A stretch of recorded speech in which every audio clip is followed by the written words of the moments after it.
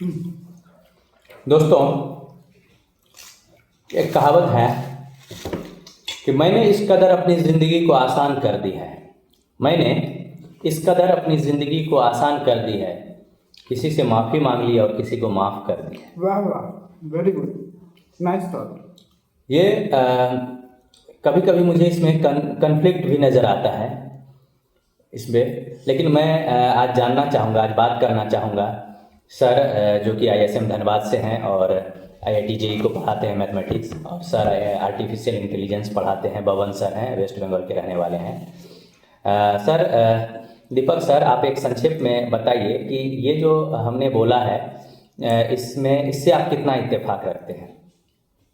Sir, ये जो statement आपने कहा ना, जो हमने अपनी जिंदगी को इस कदर बहुत आसान बना लिया, किसी को माफ कर दिया और किसी से माफी मांग लिया, यही है ना जी सर? ये जो स्टेटमेंट ही नहीं है। इस स्टेटमेंट को हम एक इमोशन से जोड़ते हैं, जी जी, एक अपने पॉजिटिव वाइब्रेशन से जोड़ते हैं इस स्टेटमेंट को। अगर जीवन में अगर आपको आगे बढ़ना है तो ये स्टेटमेंट आप अपने ऊपर उतार लीजिएगा, बहुत आगे जाइएगा। टेंशन का जो चीज टेंशन करती है आपके जीवन से विलुप्त हो जाएगा, डिसअपियर हो जाएगा। बोलिए कैसे? डेली लाइफ में बहुत सारा चीज होता है, कहीं पे कुछ मतभेद हो गया, कहीं पे कुछ मतभेद हो गया, तो अगर आप टेंशन में रहिएगा तो जो अच्छे काम आप सोच नहीं पाइएगा, राइट?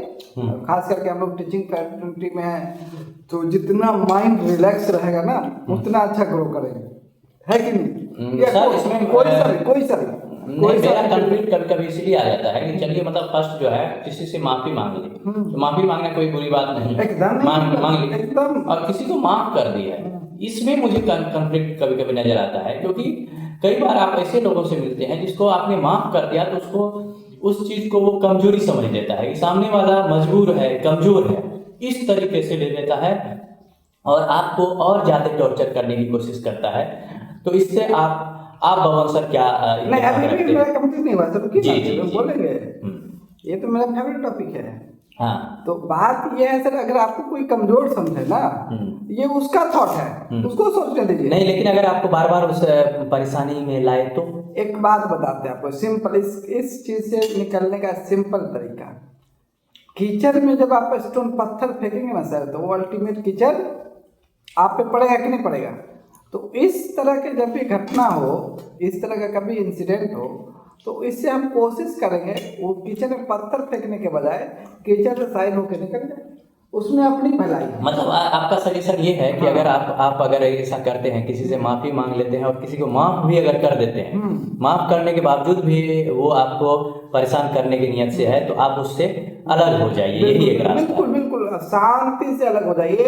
एक और मेरे मतलब प्रखंड विद्वान जिसको मानते हैं, विकास दिव्यकीर्ति सर, जो नाम सुने होंगे आप, उनको बहुत हम मानते हैं अपने जीवन में।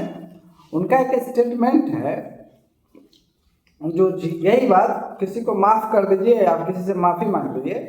जब ऐसा सिचुएशन आता है ना, तो अगर हम किसी बात को इग्नोर करके चले, जैसे मान लीजिए हमको किसी से गलती हुआ, राइट?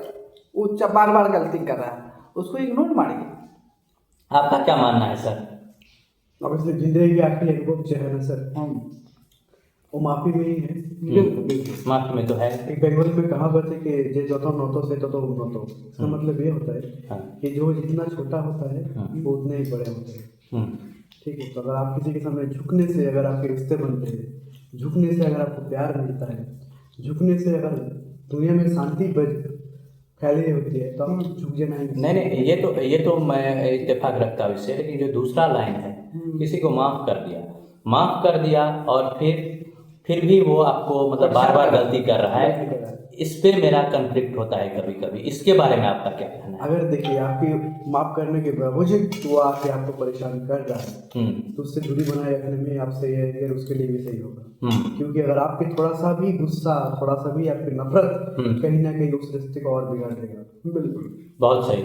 तो आज मुझे ये पता चला, और आप लोगों के लिए भी सीख है, कि किसी को अगर आप किसी से माफ़ी मांग ली तो मांगना, ये मतलब मांगना ही चाहिए माफ़ी अगर आपने गलती की है तो। लेकिन आपने क्या किसी को माफ़ किया और फिर भी वो उस चीज़ का कद्र नहीं करके आपको परेशान किया, तो आपको उससे अलग हो जाना ही बेहतर होगा, नहीं तो और आप परेशान होंगे, है ना sir. Thank you sir, thank you इतने अच्छे विचार के लिए, धन्यवाद।